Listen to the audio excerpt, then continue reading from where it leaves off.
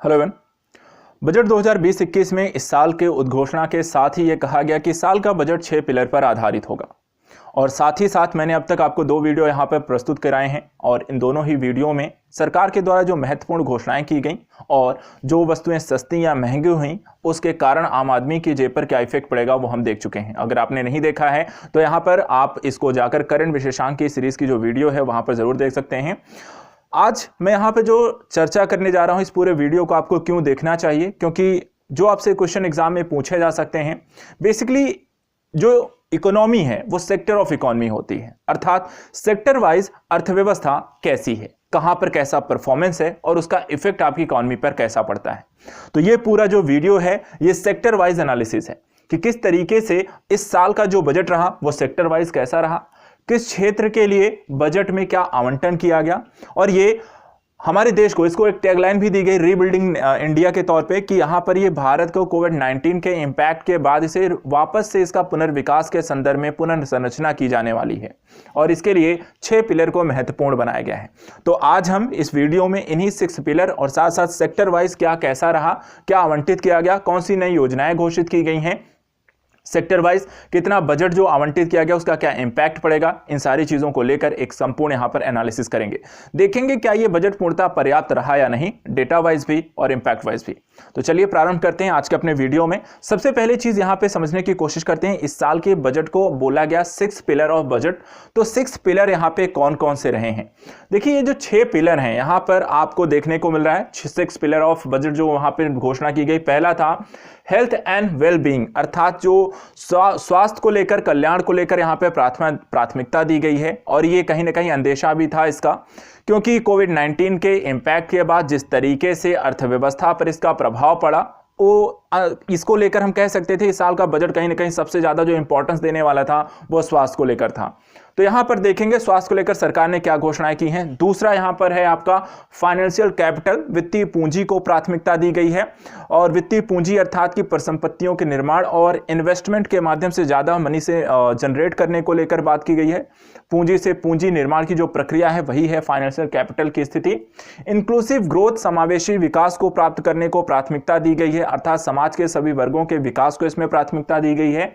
Human capital, मानव संसाधन को एक पूंजी के तौर पर इसको संरक्षित करना, प्रशिक्षित करना और इसको विकास में एक अहम भूमिका के तौर पर इसे तैयार करने को लेकर भी इसमें प्राथमिकता दी गई है। पांचवा जो पिलर है यहां पर इनोवेशन और R&D है, अर्थात कि नवाचार और रिसर्च अनुसंधान यहां पर जहां पर ज्यादा प्राथमिकता देने की बात की गई है, अर्थात रिसर्च। भारत सरकार इस साल विभिन्न प्रकार के प्रोजेक्ट में निवेश करने जा रहा है और रिसर्च को बढ़ावा देगा। इसके साथ साथ मिनिमम इंटरवेंशन की बात की गई, अर्थात न्यूनतम हस्तक्षेप की बात की गई है कि सरकार यहां पर विभिन्न प्रकार के प्रयोजनों में, योजनाओं में, क्रियान्वयन में या फिर प्रोजेक्ट या क्षेत्र वाइज यहां पे सरकार अपना जो हस्तक्षेप है वो कम करने की बात करता है। तो ये 6 पिलर ऑफ इकोनॉमी है। यहां पे बजट को यहां पर इन 6 आधारों पे तैयार किया गया है, इसको ध्यान रखिएगा। समटाइम इससे डायरेक्ट क्वेश्चन इस बार भी पूछे जा सकते हैं। तो 6 पिलर ऑफ इकोनॉमी ऑफ जो बजट है वहां पे इस बार के बजट में 6 पिलर कौन कौन से हैं, टॉपिक कौन कौन से हैं। इस साल का जो पूरा बजट था, जो बजट का डेटा है यहाँ पे 34.83 लाख करोड़ का यहाँ पर आपका ये बजट था इस साल का। और इतना बड़ा बजट के संदर्भ में कितना आगम कहां से आया और यहाँ पे सरकार ने व्यय कहां किया उसको लेकर यहाँ पे पूरी जानकारी दी गई है। तो बजट की रूपरेखा का जो बजट साइज था कितना था, 34.83 लाख करोड़ का था और जिसमें से सरकार को ये यहाँ पे आगमन होगा और इसी का सरकार यहाँ पे व्यय करने वाली, इसको पूरा यहाँ पे डेटा दिया गया है। इसके बाद अगर हम बात करें इस साल के बजट को पूरा समझने के दृष्टिकोण से तो एक बहुत ही पहलू एक आता है जिसमें हम कहते हैं कि घाटे के संदर्भ से कैसा रहा। कई बार आपके एग्जाम में पूछे जाते हैं राजस्व घाटा, राजकोषीय घाटा कितना रहा या कितना अनुमानित किया गया है। तो देखिए यहाँ पे जो बजट का जो सार है, एक क्वेश्चन ये भी आता है कि जो बजट होता है उस बजट में कितने सालों का वहां पे डेटा होता है। तो आप यहाँ पे देख सकते हैं 19-20, 2020-21 और 21-22 3 साल को लेकर यहाँ पे डेटा यहाँ पर बनाया जाता है। कितना, 3 साल का। एक होता है वास्तविक अनुमान या डेटा होता है, दूसरा बजट अनुमान, संशोधित अनुमान और बजट अनुमानित। तो 3 साल का यहाँ पे डेटा है और 4 यहाँ पर आंकड़े यहाँ पे प्रस्तुत किए गए हैं। अब यहाँ पे सरकार को जो राजस्व प्राप्त कहां से होता है, तो कर राजस्व के रूप में सरकार को मिलता है और कर भिन्न राजस्व के रूप में सरकार को पैसे की प्राप्ति होती है। पूंजी प्राप्तियों के तौर पे अगर हम बात करें तो पूंजी की प्राप्ति कैपिटल का कहां से उनको मिलता है, तो जो ऋण दिए होते हैं उनकी वसूली के माध्यम से। अन्य प्राप्तियां उधार इत्यादि के संदर्भ में। कुल प्राप्तियां जो होती हैं, अगर पूछा है सरकार की कुल प्राप्तियां क्या हैं, तो उसको कुछ नहीं करना है, सिर्फ राजस्व और पूंजी प्राप्तियों को जोड़ देंगे तो आपको मिल जाएगा कुल पूंजी कुल प्राप्तियां। व्यय भी पूछा जाता है, सरकार व्यय किस कहां और किन किन क्षेत्रों में करती है, उसका जो व्यय का डेटा है वो किस रूप में होता है। तो व्यय का जो कुल व्यय होता है यहां पर अगर हम बात करें तो इसमें आपको राजस्व खाते में जो व्यय किया गया, ब्याज भुगतान के रूप में जो व्यय किया गया, पूंजी परिसंपत्तियों के सृजन और उसके के संदर्भ में दिया गया अनुदान, और पूंजी खाते के रूप में जो व्यय किया गया वो सरकार का यहाँ पे कुल व्यय होता है। ठीक है, तो 10 + 13 यहाँ पे जो पूरा आप जोड़ेंगे तो यहाँ पे आपको कुल व्यय के संदर्भ निकल के आएगा, बाकी इन संदर्भ में आपको व्यय करती है। अब आपसे अगर क्वेश्चन पूछा जाए सर राजस्व घाटा क्या है, तो यहाँ पे देखिए लिखा हुआ 10-1। 10-1 का मतलब क्या हुआ, 10 नंबर पे क्या लिखा है, राजस्व खाते पर जो व्यय किया गया -1 करना है, तथा जो आपको राजस्व जो प्राप्तियां हैं उनको माइनस कर दीजिए। तो जो प्राप्त होगा वो आपको अर्थात राजस्व आय माइनस राजस्व व्यय आपको मिल जाएगा राजस्व घाटा। इसी तरीके से जब प्रभावी राजस्व घाटा आपसे पूछा जाएगा तो प्रभावी राजस्व घाटा में देखिए क्या लिखा है 14-12। तो 14 का यहां पर देखिए तो राजस्व घाटा में से जब आपको पूंजी परिसंपत्तियों के सृजन हेतु अनुदान जो दिया गया उसको माइनस कर दीजिए, तो आपको प्रभावी राजस्व घाटा निकालने के लिए राजस्व घाटा माइनस अनुदान निकाल देना है, जो आपको प्राप्त होगा वो मिल जाएगा आपका प्रभावी राजस्व घाटा। तीसरा क्वेश्चन आपसे कई बार पूछा जाता है राजकोषीय घाटा क्या होता है, तो राजकोषीय घाटा देखिए क्या लिखा है 9 - 1 + 5 + 6। तो 9 कहां लिखा हुआ है, 9 लिखा हुआ है यहां पर देखिए कुल व्यय। कुल व्यय में से क्या क्या माइनस कर देना है 1, 5 और 6। तो 1 पे है आपका राजस्व प्राप्तियां, ऋणों की वसूली और अन्य प्राप्तियां। जब आपको राजस्व प्राप्तियों में से यहां पर इनको माइनस करना होगा, ठीक है, कुल व्यय में से आपको माइनस कर दीजिए राजस्व प्राप्तियां, ऋणों की वसूली और अन्य प्राप्तियां, जो प्राप्त होगा वो होगा आपका राजकोषीय घाटा। प्राथमिक घाटा भी आपसे पूछा जाएगा। प्राथमिक घाटा क्या है, प्राथमिक घाटा है 16 - 11। 16 कहां लिखा हुआ है आपका राजकोषीय घाटा, माइनस क्या कर देना 11 कर देना है ब्याज भुगतान। तो जब भी आपको प्राथमिक घाटा निकालना हो तो उसमें से कुछ नहीं करना है, राजकोषीय घाटा माइनस यहां पर आपको ब्याज भुगतान, जो आपको प्राप्त होगा वो हो जाएगा प्राथमिक घाटा। एक बहुत ही सिंपल सी इस सारणी के माध्यम से कभी भी आपको कभी समस्या है बजट के संदर्भ में कोई चीज समझने को लेकर, यहाँ पे कि राजस्व घाटा क्या होता है, राजकोषीय घाटा क्या होता है, प्रभावी राजस्व घाटा क्या है, प्राथमिक घाटा क्या है, ये सारा कुछ आपको इसी श्रेणी के माध्यम से समझ सकते हैं। एक तो ये हो गया कि कॉन्सेप्ट को लेकर क्वेश्चन पूछे जाते हैं, दूसरा इसी के डेटा को लेकर क्वेश्चन पूछा जाता है कि अनुमान क्या है, कितना घाटा रहने का अनुमान है। तो हमें अंतिम 2 डाटा ध्यान रखना है, 2020-21 का संशोधित अनुमान क्या कहता है और 2021-22 के लिए बजट का अनुमान क्या कहता है। यही 2 डेटा को लेकर क्वेश्चन पूछते हैं। तो इस साल के बजट के डेटा में चलिए देख लेते हैं, इसको देखिए क्या है संशोधित और अनुमानित। तो देखिए यहां पे राजस्व घाटा कितना संशोधित है 2020-21 में 7.5, और संशोधित ये जो अनुमानित है 2021-22 के संदर्भ में राजस्व घाटा कितना है 5.1 को यहां पर बताया गया, अर्थात यहां पे कमी आएगी। कोविड-19 के इंपैक्ट के बाद अगर आप यहां पे देखेंगे तो सब चीजें, अर्थात सरकार ने ज्यादा निवेश किया है, खर्च ज्यादा किया है, इसलिए सरकार को यहां पे घाटा यहां पर ज्यादा बढ़ा हुआ दिखाई देता है। लेकिन अगले वर्ष सरकार यहां पर चीजें धीरे धीरे कम करने की कोशिश करेगी और पूंजी परिसंपत्तियां सृजन करने की कोशिश करेगी। अब यहां पर अगर आपसे पूछा जाए प्रभावी राजस्व घाटा का अनुमान 2021-22 में कितना रखा गया है, तो आपको बताना है 4.1। अगर बोला जाए संशोधित कितना बताया गया है तो बताना है 6.3। 2020-21 के लिए संशोधित कितना बताया गया है 6.3। अनुमानित 21-22 के लिए कितना बताया गया है 4.1। राजकोषीय घाटा अगर आपको क्वेश्चन पूछा है राजकोषीय घाटा कितना बताया गया है, संशोधित कितना बताया गया है 9.5 बजट में बताया गया है कि इस साल का बजट जो होता है, जो आपका इस साल का जो राजकोषीय घाटा रहने का अनुमान है वो 9.5 है, और अगले साल 2021-22 के लिए जो घाटा रहेगा उसे हम कम करके लेकर आएंगे 6.8 पर। इसी तरीके से लास्ट है प्राथमिक घाटा के बारे में क्या कहता है, तो प्राथमिक घाटा देखिए बोला गया है कि 1.6 रहेगा, हमें लास्ट का देखना है। तो प्राथमिक घाटा 5.9 रहेगा संशोधित 2020-21 के लिए, और 21-22 के लिए इसे कम किया जाएगा 3.1 तक। तो यहां पर देखिए इनको ध्यान रखना है, 2 ही डाटा आपको ध्यान रखने हैं और इस श्रेणी को आपको ध्यान रखना है। कॉन्सेप्ट के संदर्भ में भी आप इसको आराम से याद रख सकते हैं इस श्रेणी के माध्यम से, और साथ ही साथ यहाँ पर इनका डेटा भी आपको ये 2 सालों का याद रखना है। तो ये तो 2 चीजें हमने यहाँ पर देख ली कि बजट का सार इस साल का क्या कहता है, बाकी डेटा दिया गया है, सरकार ने कहां पर कितना खर्च किया है वो आप इसमें से देख सकते हैं। ठीक है, जो आपको इतना सब कुछ देखने की वैसे जरूरत नहीं पड़नी चाहिए, लेकिन फिर भी जो ज्यादा क्वेश्चन पूछे जाते हैं वो हमने देख लिया। अब बात करते हैं इस साल के बजट को लेकर जो अनुमान था, जो कहा गया, जो बातें की गई, वो कैसा रहा, किस तरीके से प्रक्रिया इसमें देखने को मिलती हैं। तो सबसे पहले एक अलग से यहाँ पर चीजें हम आते हैं, एक और आपको सरकारी जो डेटा है जो वहाँ पर बनाया गया उसी को हम यहाँ पर उसी को आधार बनाकर देखते हैं। अब देखिए यहाँ पर सरकार ने इस साल के अपने जो बजट की यहाँ पे बात की गई उसके माध्यम से सबसे पहले वहाँ पे कहा गया कि इस तरह के जो संकट आते हैं, शताब्दी में सिर्फ एक ही बार आपको इस तरीके के संकट हमें यहाँ पर देखने को मिलते हैं, और उसी को लेकर यहां पर देखिए मानक बताए गए हैं कुछ चीजों को लेकर जो डेटा सरकार ने प्रस्तुत किया है कि कोविड-19 की जो वेव आई है, first wave, second wave, third wave, और यहां पर अगर हम देखें तो ये शुरुआती दौर में बढ़ी, फिर यहां पे घटती बढ़ती स्थितियां जो होती दिखाई देती हैं कि न्यू केसेस जो थाउजेंड्स में हैं, आपको धीरे धीरे जो फर्स्ट वेव की हैं वो कम हुई हैं, सेकेंड वेव की थोड़ी ज्यादा और थर्ड वेव की थोड़ी और भी ज्यादा यहां पर आपको दिखाई देती हैं। इसी तरीके से कितने समय में ये कोविड-19 की जो इंपैक्ट रहा वो कितने समय में कब कैसा रहा, कितने डेटा यहाँ पे आ रहे हैं या कितना यहाँ पे मामले किस समय में दोगुने हुए हैं। तो देखिए मार्च, अप्रैल, मई, जून से यहाँ पे कितने दिनों की में यहाँ पे चीजें दोगुनी हुई है, केसेस कितने आए हैं वो आपको इसमें दिखाया गया है। तो धीरे धीरे यहाँ पे नंबर ऑफ जो डेज रहे हैं उसके हिसाब से यहाँ पर जो केसेस बढ़े हैं वो वहां पर आपको उसका डेटा दिखाता है। साथ ही इसमें यह भी दिखाया गया कि यहाँ पर आपका एवरेज डेली टेस्ट पर लाख कितना यहाँ पर टेस्ट किए गए हैं। तो यहाँ पे बताया गया कि दिसंबर में हमने करीब 80 लाख टेस्ट पर डे किए हैं कोविड-19 के।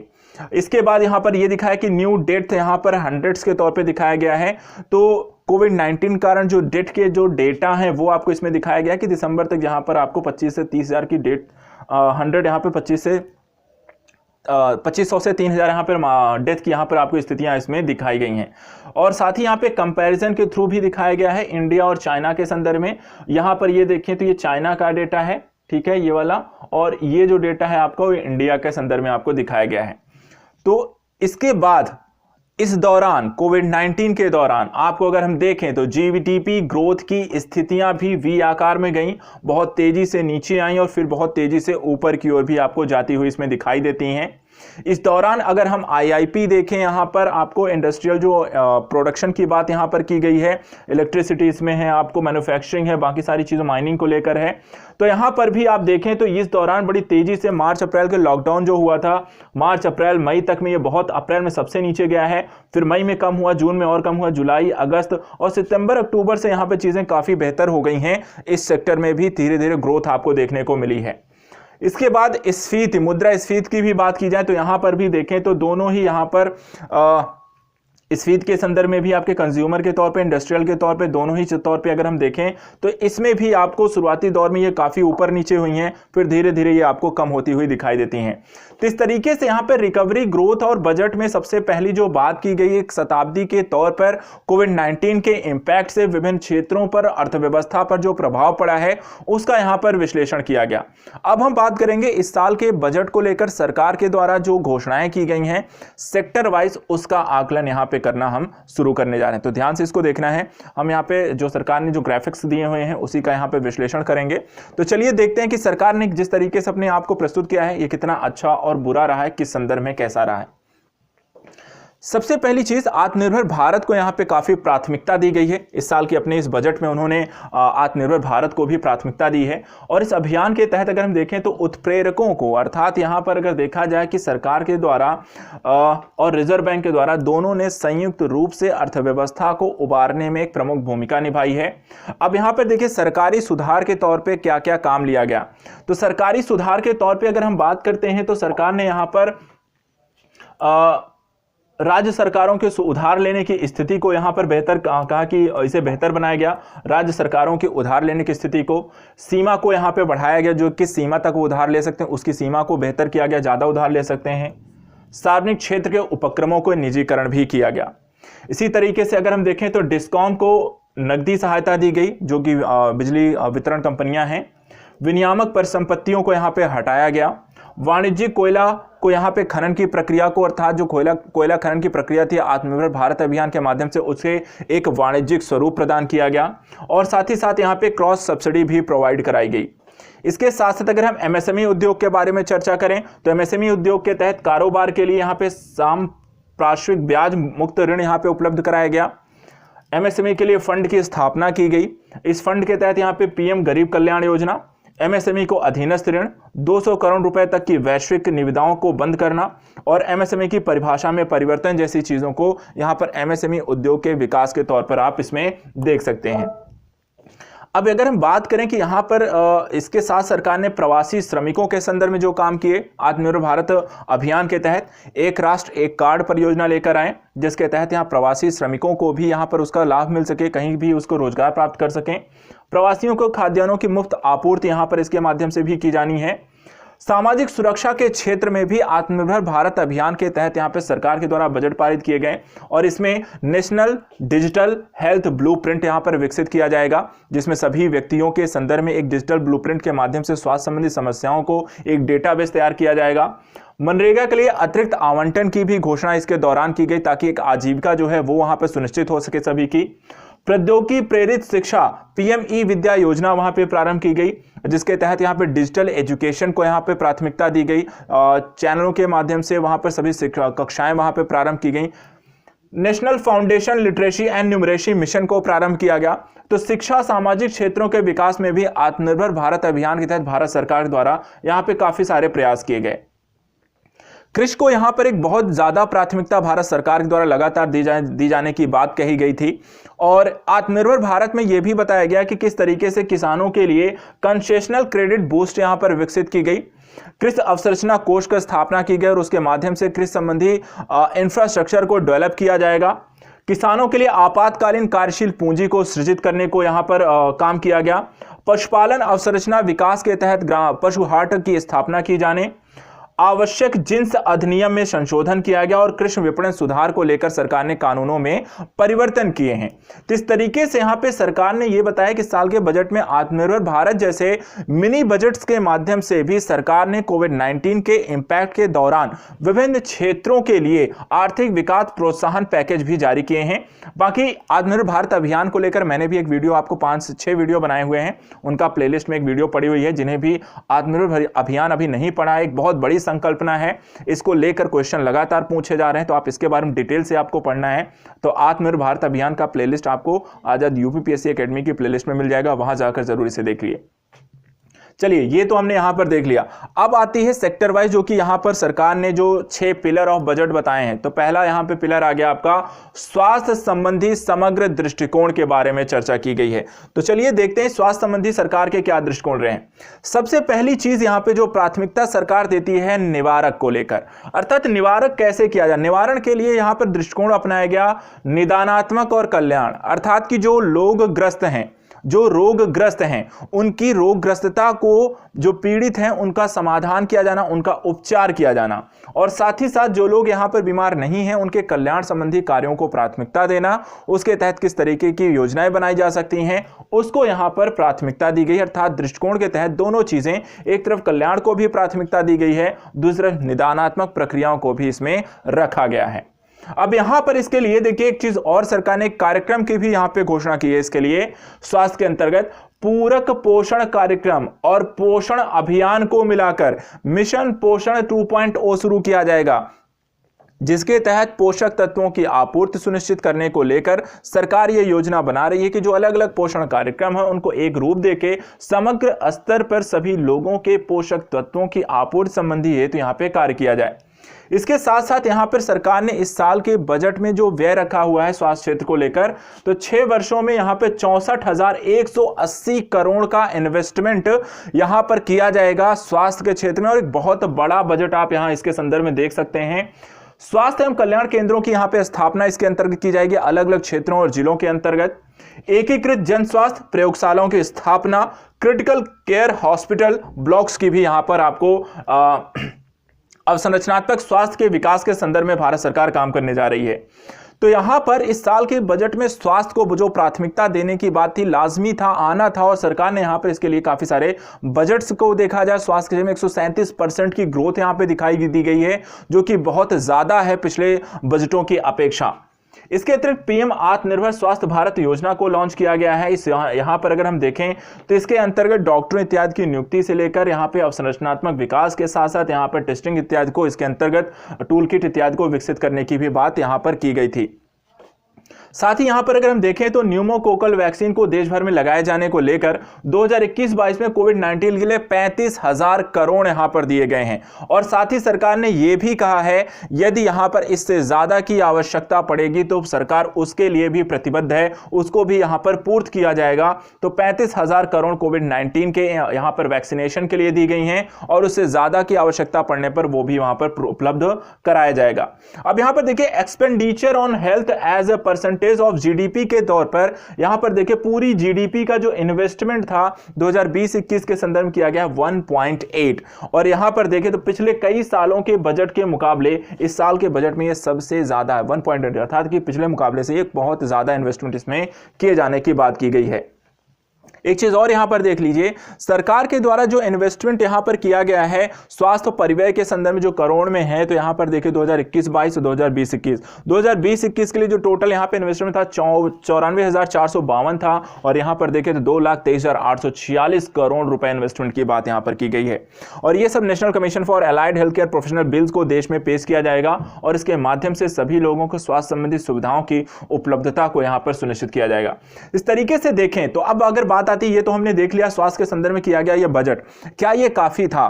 तो पहली चीज कोविड-19 के इंपैक्ट के लिए जिस तरीके की स्थितियां हैं, जब तक वैक्सीनेशन नहीं मिलेगी, ये वैक्सीन जो होती है आपको वैक्सीनेशन नहीं हो जाती है, तब तक यहां पर हम वापस से कोविड-19 के इंपैक्ट के पहले की स्थिति आपको प्राप्त करना है। तो बहुत जरूरी है कि सबसे पहले लोगों को स्वस्थ किया जाए, कोविड-19 से मुक्ति पाई जाए। जब तक ये संभव नहीं होगा तब तक यहां पर वापस से अर्थव्यवस्था को पुनर्पटरी पर ला पाना संभव नहीं था।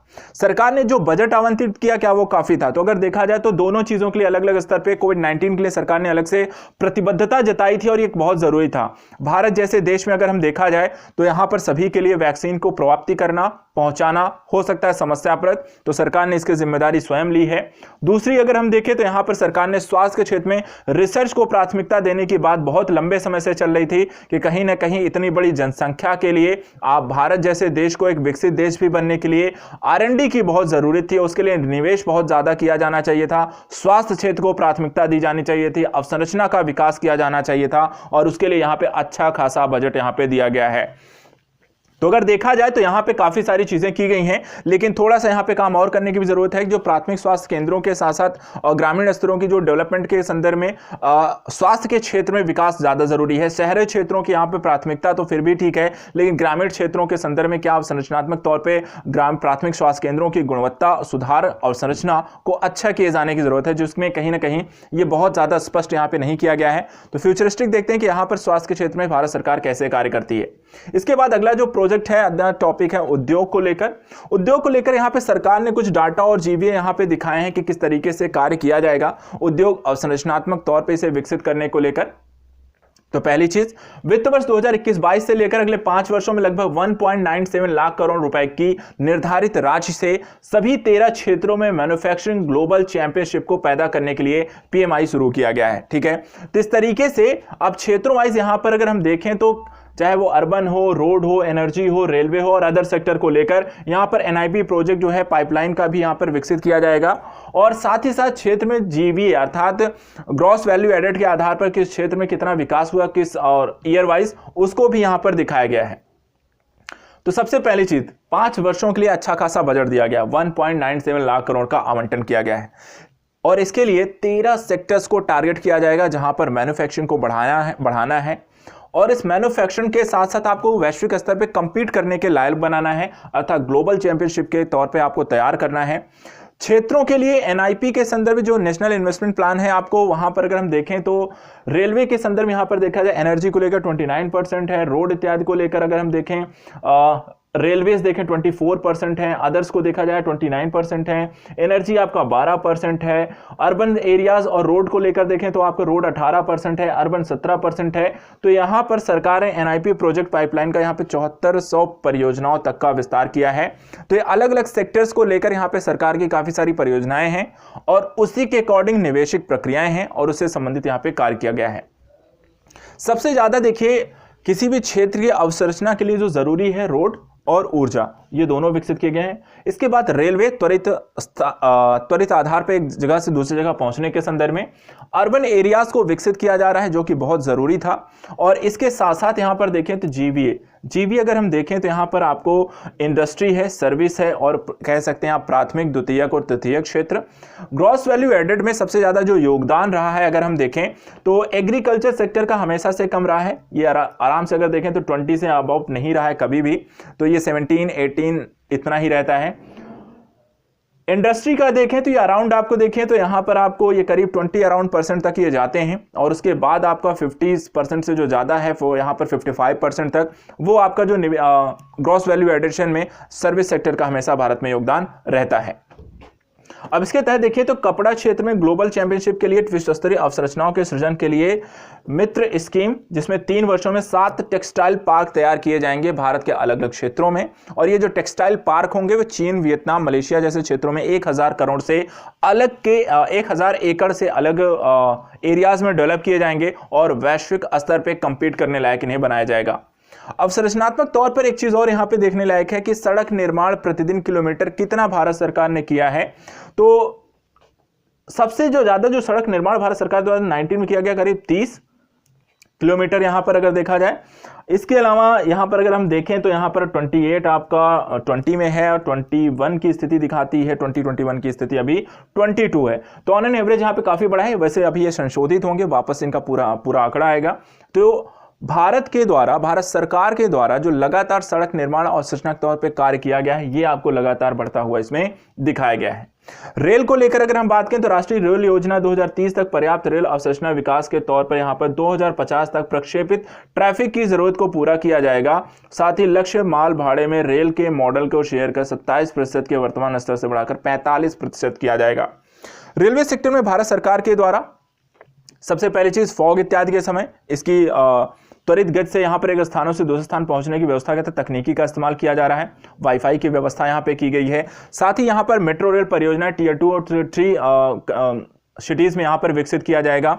और साथ ही साथ अगर हम बात करें तो यहां पर माल भाड़े को यहां पर बढ़ाकर यहां पर और भी ज्यादा इसको विकसित करने की बात की गई है। और संरचनात्मक तौर पर यहां पर रेलवे प्लेटफॉर्म को और भी ज्यादा विकसित किया जाएगा। अर्थात रेलवे के लिए करीब यहां पर 1,10,000 करोड़ तक का यहां पर आवंटन भारत सरकार द्वारा इस साल के बजट में किया गया है।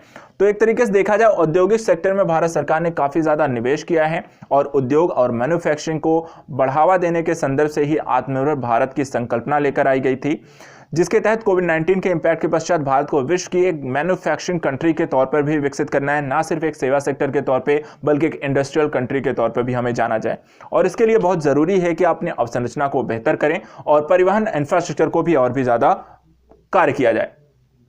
इसके अतिरिक्त कुछ और चीजों पर हम चलिए देख लेते हैं। जैसे कि यहां पर अगर देखें तो 2023 तक ब्रॉड गेज रूट्स का 100% विद्युतीकरण किया जाएगा रेलवे लाइन के तौर पर। दूसरा, स्वदेश में विकसित स्वचालित रेल सुरक्षा प्रणाली का यहां पे शुभारंभ किया जाएगा, जिसके माध्यम से ट्रेन जो फॉग इत्यादि के समय भिड़ जाया करती हैं तो उससे वहां पे उन्हें बचाया जा सके।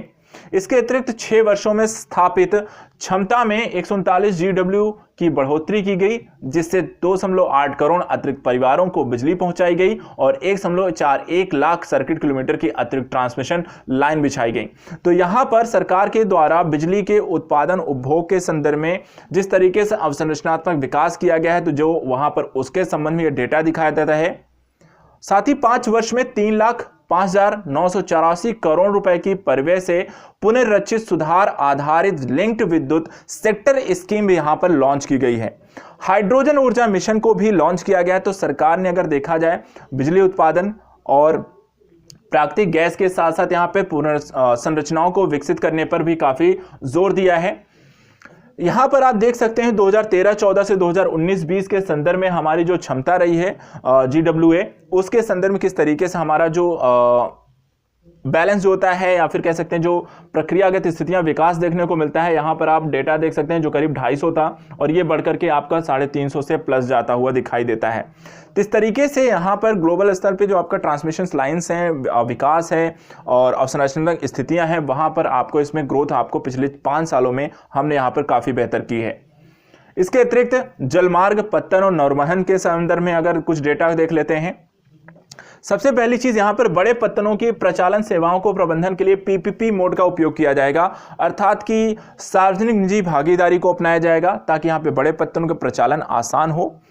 मर्चेंट शिप को शुरू करने को बढ़ावा देने के लिए सब्सिडी सहायता दी जाएगी और रिसाइकलिंग ऑफ शिप्स एक्ट 2019 तैयार कर लिया गया है, जिसे यहां पर 2024 तक रिसाइकलिंग क्षमता को दोगुना कर दिया जाएगा। तो यहां पर भारत सरकार के द्वारा पत्तनों के विकास के संदर्भ में सार्वजनिक निजी भागीदारी, कानूनों में सुधार और मर्चेंट शिप्स को बढ़ावा देने के संदर्भ में सब्सिडी इत्यादि की सहायता दी जाएगी। पीएनजी परियोजना के संदर्भ में अगर बात करें तो उज्ज्वला स्कीम के तहत यहां पर देखिए 1 करोड़ लाभार्थियों को कवर किया जाएगा। साथ ही अवसंरचनात्मक विकास के तहत दूसरी चीज, उज्ज्वला के साथ 100 और जिलों को सिटी गैस वितरण नेटवर्क के अंतर्गत लाया जाएगा और स्वतंत्र गैस परिवहन प्रणाली ऑपरेटर स्थापित किए जाएंगे। तो उज्ज्वला स्कीम के तहत जो लिक्विडिटी आपको गैस है उसको शहरों तक पहुंचाने के संदर्भ में गैस पाइपलाइंस को बिछाना, और उसके तहत जम्मू कश्मीर में भी आपको गैस पाइपलाइन इसके लिए बिछाई जाएगी और स्वतंत्र गैस ऑपरेटर प्रणालियों के नियामक संस्थाओं को विकसित करना है ताकि इसे आसानी से संचालित भी किया जा सके। कई 1 करोड़ लाभार्थियों को कवर करना भी अपने आप में दिखाता है कि इसका विस्तारीकरण भी यहां पर किया जा रहा है। अवसंरचना वित्त पोषण बहुत जरूरी है, अर्थात पैसा आएगा कहां से और कितना आएगा। इस संदर्भ में यहां पर डीएफआई की स्थापना के लिए बिल पेश किया जाएगा ताकि यहां पर इनके संदर्भ में उस बिल के माध्यम से अवसंरचना स्थितियों को बेहतर किया जा सके। National monetisation pipeline of brown field अवसंरचना आस्ति भी यहां पर डाली जाएगी, जिसके माध्यम से बड़े स्तर पे गैस पाइपलाइन को बिछाना और वहां पर उसके माध्यम से लोगों तक इसका लाभ पहुंचाने के दिशा में काम करना है। यहां पर देखिए तो निष्पादन सूचन रैंक के संदर्भ में भी यहां पर पहले 54 थी, अभी यहां पर 44 हो गई है, तो चीजें यहां पर पहले से बेहतर होती हुई दिखाई देती हैं। तो इस तरीके से हम बात करें तो उद्योग के सेक्टर में भारत सरकार के द्वारा अवसंरचनात्मक स्थितियों को विकसित करने को लेकर अलग अलग सेक्टर वाइज जो योजनाएं लेकर आई गई वो दिखाती हैं कि सरकार यहां पर मैन्युफैक्चरिंग, लोगों को सहायता, उद्योग, रोजगार के विकास और साथ ही साथ सार्वजनिक निजी भागीदारी को बढ़ावा देने के संदर्भ में ज्यादा यहां पर प्राथमिकता दे रहा है इस साल के बजट में। इसके संदर्भ में कुछ चीजें यहां पे थोड़ी समस्याप्रद भी होती हैं, लेकिन विकासात्मक स्थितियों के तौर पर अगर देखें तो यहां पर ये प्रोजेक्ट आपको काफी बेहतर आपको इसमें दिखाई देते हैं। शहरी विकास को लेकर भी अगर देखा जाए तो शहरी विकास को लेकर सरकार ने सबसे पहली चीज जल जीवन मिशन शहरी को सभी यूएलबी में जल की एक समान आपूर्ति के लिए सुनिश्चित किया, अर्थात हर एक घर को समान रूप से पानी की व्यवस्था। शहरी स्वच्छ भारत मिशन के लिए 5 वर्षों में 1,41,678 करोड़ रुपए का परिव्यय किया जाएगा। 42 शहरों में वायु प्रदूषण की समस्या का समाधान करने के लिए 2,217 करोड़ रुपए का आवंटन। स्वैच्छिक वाहन की स्क्रैपिंग नीति लेकर आई जाएगी, जिसमें 15 से 20 साल पुराने वाहनों को स्क्रैप कर दिया जाएगा। पब्लिक बस ट्रांसपोर्ट को बढ़ाने के संदर्भ में अभिनव परक पीपीपी मॉडल अपनाए जाएंगे, जिसके माध्यम से ट्रांसपोर्ट यहां पर बेहतर हो सके और साथ ही साथ जो निजी वाहनों की स्थितियां उसमें भी थोड़ा सा कमी की जा सके, सुधार लाया जा सके। टियर 2 और टियर 1 के परिधीय शहरों के लिए मेट्रो लाइट और मेट्रो नियो की यहां पर स्थापना की जाएगी। मेट्रो लाइट अर्थात कहने का मतलब कि यहां पर सरकार मेट्रो लाइनों की यहां पर स्थापना की बात करता है, तो शहरी निकाय के संदर्भ में यहां पर घर, पानी, वायु परिवहन को शुद्धता और साथ ही साथ प्रदूषण की स्थिति को कंट्रोल करना, पब्लिक ट्रांसपोर्ट, मेट्रो लाइन, सभी चीजों के विकास को यहां पर शहरी विकास के तहत यहां पर कार्य करने की कोशिश कर रही है। वित्तीय सुधार के संदर्भ, क्योंकि यहां पर निवेश बहुत ज्यादा आएगा, कोविड-19 के दौरान सरकार ने बहुत सारा निवेश किया भी है और इस कारण से अगर हम देखें तो यहां पर स्थितियां काफी डावाडोल हुई हैं। तो इस दौरान नेट एफडीआई टू जीडीपी के संदर्भ में अगर हम देखें तो यहां पे काफी तेजी से एफडीआई की ग्रोथ यहां पर आपको देखने को मिली है, जो तेजी से बढ़ती हुई आपको इसमें दिखाई देती है। ना सिर्फ इसमें नेट एफडीआई है, बल्कि एफडीआई यहां पर भी दोनों संदर्भ से आपको देखें तो ये काफी तेजी से ग्रोथ हुई है। इसका कारण यहां पर देखिए तो यहां पर सरकार ने कहा कि 2022 तक rationalise single security market code विकसित किया जाएगा ताकि यहां पर अस्थिरता से बचा जा सके। जीआईएफटी अर्थात गिफ्ट जो आपके आईएफएमसी मार्केट्स हैं उसके माध्यम से विश्व स्तरीय फिनटेक हब बनाए जाएंगे इनको कंट्रोल करने के लिए। कॉर्पोरेट बॉन्ड मार्केट के लिए स्थायी संस्थागत ढांचा विकसित किया जाएगा। कमोडिटी मार्केट इकोसिस्टम के विकास के लिए सेबी को विनियामक बनाना और WDRA को और अधिक भूमिका प्रदान करना ताकि वहां पर किसी प्रकार की अनियमितता को आसानी से कंट्रोल किया जा सके। सभी वित्तीय उत्पादों में अधिकार के रूप में इन्वेस्टर चार्टर यहां पर विकसित किए जाएंगे। साथ ही बीमा अधिनियम 1938 में संशोधन जिससे कि रक्षोपाय के साथ FDI की सीमा बढ़ाई जा सके। और यहां पर देखा जाए तो PSB की दबावपूर्ण परिसंपत्ति समस्या के समाधान के लिए एसेट रिकंस्ट्रक्शन कंपनी लिमिटेड और एसेट मैनेजमेंट कंपनी बनाई जाए, जो कि लोन जो होता है आपको ऋण दिया जाता है वो बाकी चल के NPA के रूप में जो तब्दील हो जाता है, तो उसकी पुनर्प्राप्ति के संदर्भ में किस तरीके की उसको रिकंस्ट्रक्ट करके अर्थात उसमें कितना रियायत देके उसकी पुनर्प्राप्ति को संभव बनाया जा सकता है, उसको लेकर यहां पर वित्तीय सुधार के तौर पर भारत सरकार द्वारा अलग अलग स्तर पर काम करने हैं। तो उसके कानूनों को लेकर, विनियामक संस्थाओं को लेकर, नई कंपनियां बनाने को लेकर और नई प्रकार के तकनीकों के प्रयोग के माध्यम से वित्तीय सुधार की यहां पे सरकार के द्वारा इसमें कोशिश की गई है ताकि इस तरह की दोबारा स्थितियां उत्पन्न होने पर हम उसे कंट्रोल भी कर सकें और किसी प्रकार की अनियमितता से भी यहां पर बचा जा सके। समग्र विकास के तौर पर अगर हम देखें, इस समग्र विकास के तौर पर यहां पर देखिए तो अलग अलग सेक्टर वाइज डेटा दिया गया। सबसे पहले कृषि की बात करें जो कि एक बहुत ही महत्वपूर्ण आधार है भारतीय अर्थव्यवस्था के संदर्भ में। सबसे पहली चीज, सभी राज्य, सभी संघ राज्य क्षेत्रों को स्वामित्व स्कीम के दायरे में लेकर आया जाएगा। शीघ्र खराब होने वाले 22 उत्पादों को शामिल करने के लिए ऑपरेशन ग्रीन स्कीम का विस्तार किया जाएगा और 1000 और मंडियों को ई-नैम से जोड़ा जाएगा। तो एग्रीकल्चर सेक्टर से संबंधित यहां पर चीजों को बेहतरी करने के संदर्भ में केंद्र राज्य सहयोग को बढ़ावा देना और साथ ही साथ मंडियों के एकीकरण की व्यवस्था लागू की जाने के संदर्भ में इसे देख सकते हैं। साथ ही ऑपरेशन ग्रीन का विस्तार करने की भी बात इसके तहत की गई है। इसके देखिए यहां पर MSP की बात लगातार सरकार के द्वारा की जाती रही है और यहां पर MSP पैडी और व्हीट के संदर्भ में जो डेटा आया है तो यहां पर सरकार ने इसे लगातार बढ़ाया और करीब 8000 करोड़ तक यहां पर डेटा पहुंचने वाला है। इसके बाद मत्स्य पालन को भी बढ़ाने की यहां पे बात की है, प्रोडक्शन यहां पे बढ़ाने की बात की है। प्रोडक्शन अगर हम देखें फिशरीज और मिल्क के संदर्भ में तो मिल्क का डेटा अगर आप देखें तो लगातार बढ़ते हुए यहां पे 200 मिलियन टन तक की स्थिति क्रॉस कर चुका है 2019 बीच में। वहीं अगर फिश की बात करें तो फिर मत्स्य पालन के संदर्भ की स्थितियां तो ये भी लगातार बढ़ती हुई करीब 180 मिलियन टन यहां तक की स्थितियां आपको देखने को मिलती है। तो प्रोडक्शन यहां पे मिल्क और मत्स्य पालन दोनों के संदर्भ में स्थितियां बेहतर हुई हैं। इसके अतिरिक्त आधुनिक मत्स्य बंदरगाहों को मत्स्य तटाव केंद्रों का विकास करना है। तमिलनाडु में मल्टीपर्पज CBD पार्क की भी स्थापना इसके अंतर्गत की जाएगी ताकि यहां पे जो मत्स्य पालन करने वाले ग्रामीण हैं या कृषक हैं उनकी आय को भी बेहतर किया जा सके, उन्हें आधुनिक तकनीकों से यहां पे सुसज्जित किया जा सके और आय के बेहतर स्रोतों का उनका विकास किया जा सके। प्रवासी मजदूर और श्रमिकों को लेकर लगातार कोविड-19 के इंपैक्ट ने बहुत बड़े स्तर पर प्रभावित किया था। तो सरकार ने यहां पर देखिए तो एक राष्ट्र एक कार्ड स्कीम को 32 राज्यों और संघ राज्यों में क्षेत्रों में चलाए जाने की व्यवस्था की गई है। साथ ही यहां पे गिग बिल्डिंग निर्माण कार्य में मजदूरों के लिए एक पोर्टल चालू करना, गिग और प्लेटफॉर्म के मजदूरों को सामाजिक सुरक्षा का लाभ उपलब्ध कराने के तौर पर इसे देखा गया है, अर्थात रोजगार प्राप्ति के संदर्भ में कार्ड के माध्यम से। दूसरा, सभी प्रकार के चाहे वो रेगुलर हो अनरेगुलर आपके मजदूर हो उनको वहां पर एक सामाजिक सुरक्षा के अंतर्गत लाया जाना। तो एक तरीके से देखा जाए तो मजदूरों और श्रमिकों को जो समस्याएं हुई हैं सरकार उन्हें दूर करने को लेकर एकीकृत व्यवस्था लागू करने की कोशिश कर रही है संघ और राज्य क्षेत्रों के स्तर पे। और ये तभी लागू हो सकता है एक राष्ट्र एक कार्ड जब यहाँ पर सभी राज्य और संघ शासित प्रदेश एक साथ यहाँ पर एक ही स्कीम के तहत कार्यान्वित हो और मजदूरों को भी इससे फायदा होगा कहीं भी रोजगार प्राप्ति करने के संदर्भ में।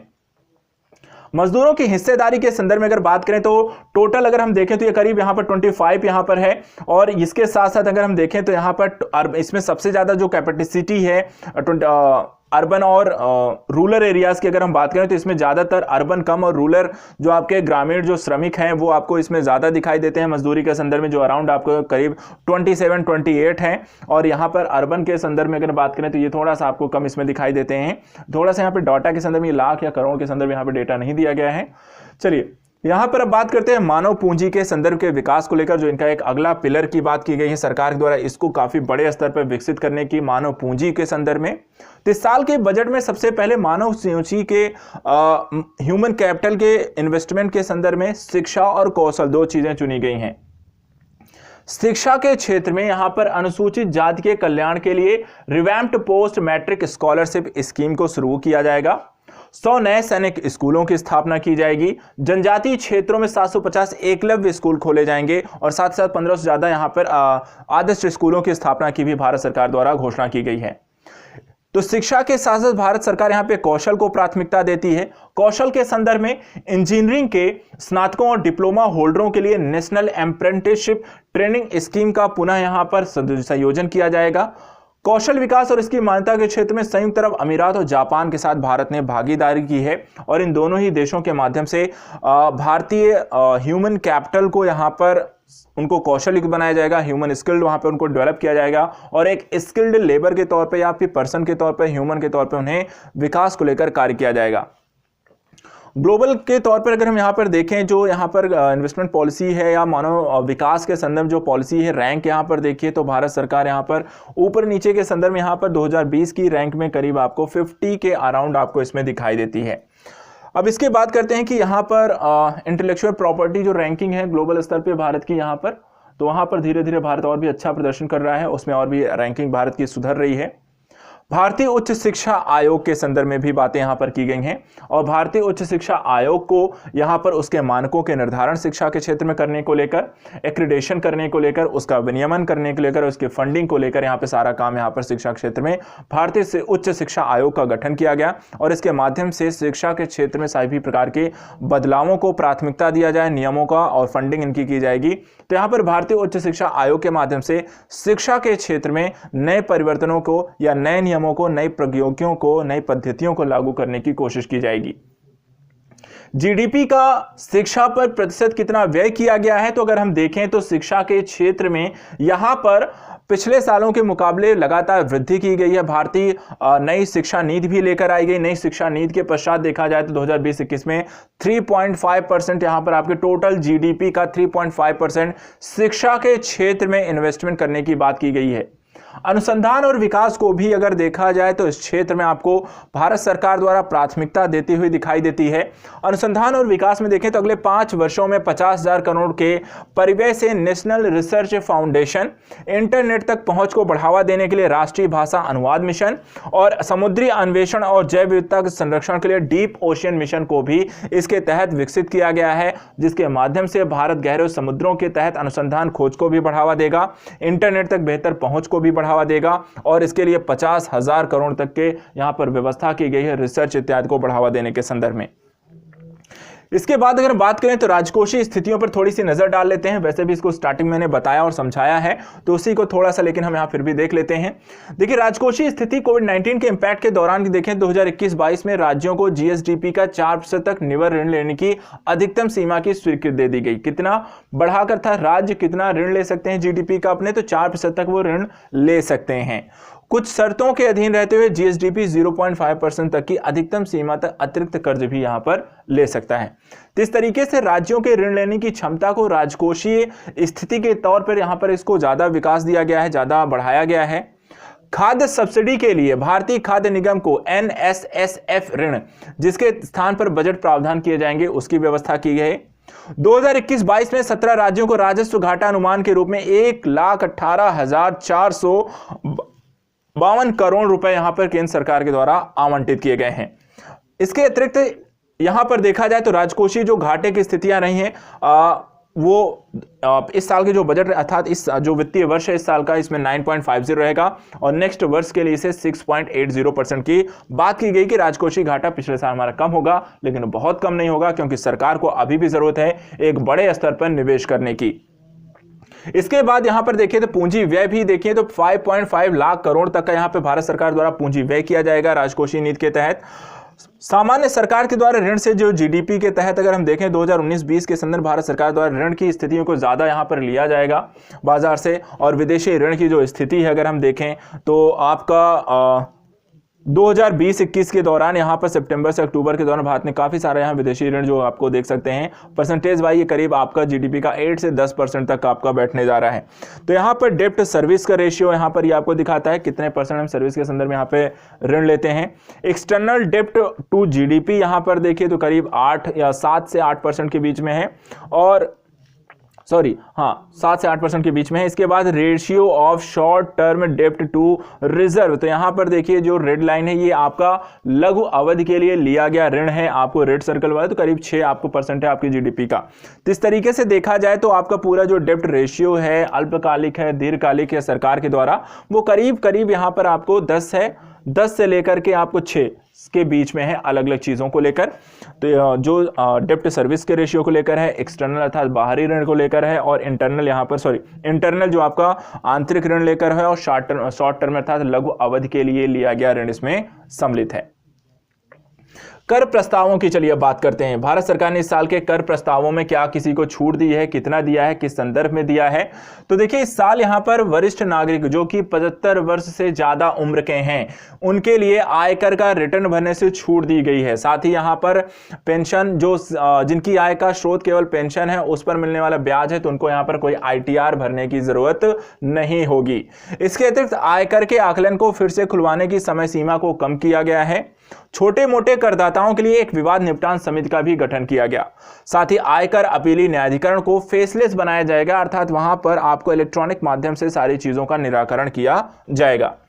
ऐसे व्यक्तियों के लिए कर के लेखा परीक्षा की सीमा को बढ़ाना, जो अपना 95% लेन देन डिजिटल रूप से करते हैं, तो उनका वहां पर लेखा परीक्षण यहां पर बढ़ाया जाएगा। लेखा परीक्षक की स्थितियां पहले से रिटर्न फाइल करने पर सूचीबद्ध प्रतिभूतियों, लाभांश, आय आदि से पूंजीगत आय को कवर किया जाएगा। स्टार्टअप के लिए टैक्स हॉलिडे का दावा करने की पात्रता को 1 वर्ष बढ़ाया जाएगा। तो इस तरीके से अर्थात यहां पर जो स्टार्टअप जो नई कंपनियां यहां पर बनती हैं, निवेश करते हैं, तो वहां टैक्स हॉलिडे अर्थात की छूट देने की व्यवस्था, तो स्टार्टअप कंपनियों को कितने समय तक के लिए यहां पर छूट दी जाएगी टैक्स से, उसको 1 वर्ष यहां पर बढ़ाया जाने को प्रस्तावित किया गया है। IIT NVIT को भुगतान किए जाने वाले लाभांश को TDS से छूट दिया जाएगा। तो ये भी यहां पर देखा जाए तो इनविट्स IT और RIIT को यहां पर छूट दिया जाना अपने आप में इंफ्रास्ट्रक्चर डेवलपमेंट को संदर्भ में यहां पर प्राथमिकता देने की बात करता है। सस्ते मकानों की खरीद के संदर्भ में देखिए यहां पर 31 मार्च 2022 तक लिए जाने वाले ऋण पर 1.5 लाख रुपए की अतिरिक्त कटौती सुलभ की जाएगी। तो अपने आप में देखें सस्ते मकानों के संदर्भ में यहां पे सरकार ने काफी सारी यहां पे छूट देने की बात की है, कटौती की यहां पर बात की हुई है। तो कर के संदर्भ में भारत सरकार द्वारा यहां पर देखिए डाटा एक दिया गया है। टैक्स रिटर्न दायर करने वालों का आंकड़ा जो है भारत का 2014 में ये 3 से 4 करोड़ के बीच था, और 2020 में ये डेटा 6 से 7 करोड़ के बीच था। कि टैक्स रिटर्न दायर करने वालों की जो संख्या है 2020 में लगभग देखा जाए तो दोगुनी हो चुकी है। करदाता जिन्होंने प्रत्यक्ष कर विभाग से विश्वास योजनाओं को स्वीकार किया, उनका भी डेटा अगर देखा जाए तो ये करीब आपको 1,10,000 तक के डेटा आपको यहां पर इसमें दिखाई देते हैं। इसके बाद आयकर की बात करें तो जीएसटी संग्रहण के संदर्भ में अर्थात जीएसटी का भी डेटा लगातार बढ़ा है। खासकर अगर हम देखें तो ये 2020-21 की बात अगर देखें तो यहाँ पर 2019-20 का डेटा है, ये जो ब्लू लाइंस की ओर जाता है, और 2020-21 के संदर्भ में यहाँ पर आप देख सकते हैं कि यहाँ पर अक्टूबर, नवंबर और दिसंबर भारत का जीएसटी संग्रह लगातार बढ़ा है, और दिसंबर में सर्वाधिक स्तर पर जा पहुंचा है 1.15 अर्थात अब तक का सर्वाधिक जीएसटी संग्रह भारत सरकार द्वारा यहाँ पर 1.15 लाख करोड़ तक का किया गया। इससे पहले जो बेस्ट था यहाँ पर 1.14 लाख करोड़ था, जो कि अप्रैल 2019 में सरकार ने कलेक्ट किया था। अब यहां पर बात कर लेते हैं कुछ अन्य छूटों के संदर्भ में। इस बार देखिए तो पुरानी छूटों को समाप्त करके सीमा शुल्क की संरचना को युक्तसंगत बनाने पर ज्यादा प्राथमिकता दी गई है। आयरन स्टील की कीमतों में हाल ही में तेजी से वृद्धि के कारण आहत MSME को सहायता और मेटल रिसाइकल्स को राहत यहां पर प्रदान की गई है। मानव निर्मित वस्त्रों के कच्चे माल को इनपुट पर लगने वाले शुल्क को युक्ति संगत बनाया जाएगा।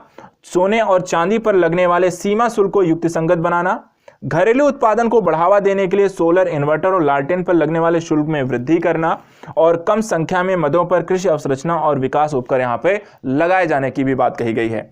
तो यहां पर टैक्स सिस्टम को थोड़ा सा इसका आकलन कर लेते हैं, कैसा रहा इस बार का टैक्स। देखिए सबसे पहली चीज कि यहां पर सरकार को जो लोग टैक्स देते हैं उनकी संख्या बहुत कम है, और जो लोग टैक्स देते हैं उन पर आप और ज्यादा आप टैक्स नहीं लगा सकते हैं, नहीं तो यहीं पर फिर आपका एक होता है जिसको आप कहते हैं कि ब्लैक मनी जनरेट करना। लोग वहां पर टैक्स अवॉइडेंस की स्थितियां डेवलप करने लगते हैं कि टैक्स देने से बचने की कोशिशें करते हैं।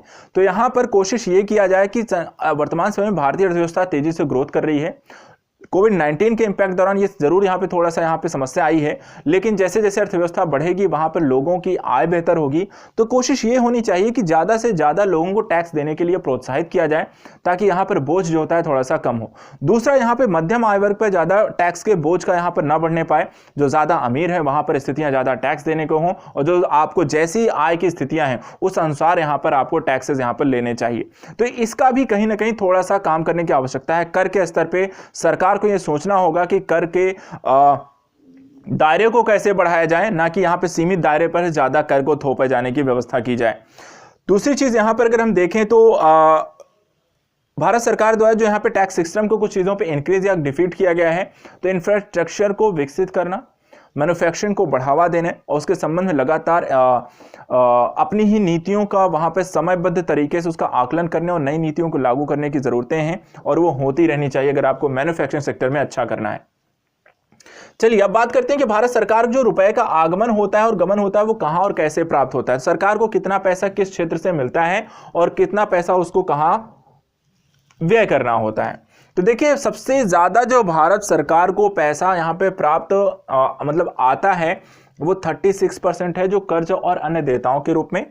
उसके बाद अगर हम बात करें तो यहां पर जो बाकी पैसे आते हैं, जैसे कि नॉन डेट कैपिटल प्राप्ति के तौर पे 5 है, आयकर के रूप में 14% आता है, केंद्रीय उत्पाद शुल्क के रूप में 8% है, कॉर्पोरेट टैक्स के रूप में 13% है, जीएसटी के रूप में 15% है, सीमा शुल्क के तौर पर 3% है और गैर कर राजस्व के रूप में 6% है।